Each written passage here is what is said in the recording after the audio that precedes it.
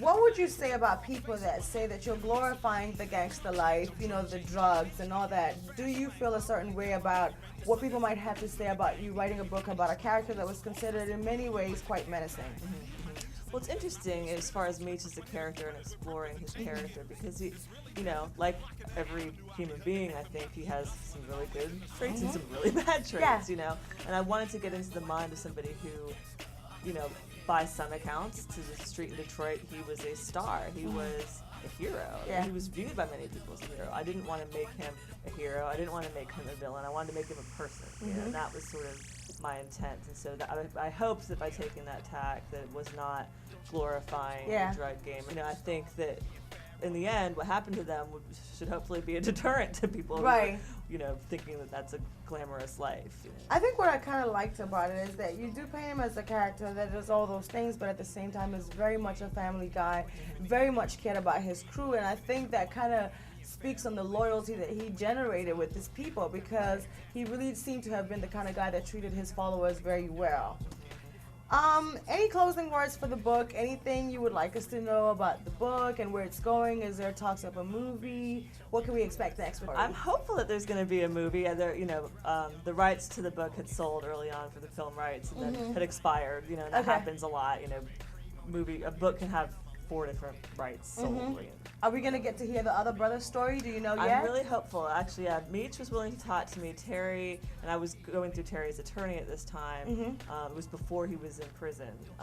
Was not so willing, but you know, now I'm hopeful that I will get to hear from Terry, and so hopefully. That would be really interesting. I think it's, you know, it's one thing to hear this side of the story, but it would be interesting, I'm sure, for others to hear Terry's side of the story and what happened on his end and what it was like, because this is the Atlanta, it seems, more of the story. So it would be interesting to see the LA side of the story as well, because Meech set up in Atlanta, running Atlanta, and some other cities too. And then you have Terry, who's operating this LA, you know, where all the drugs are basically coming in. And that was really the other thing that's just pretty fascinating about these guys was how they were involved with a lot of hip hop artists. Yes, absolutely. And that was Meech's dream. When I asked Meech, like, okay, 15 years, 20 years you had in the drug game, at the end of it being at the very top, making more money, literally $270 million is a conservative estimate of what they pulled in. They had a year? 500 people working for them. No, this was over the course of time, but that's profit. You know?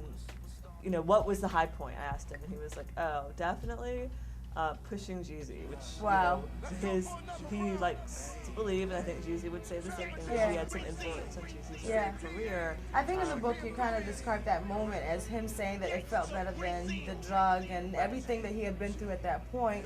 It seemed like Jeezy coming into the picture with BMF really sparked Meech's interest in he kind of wanted or seemed to want to really push towards the hip-hop side of the Atlanta life and kind of away from this other stuff.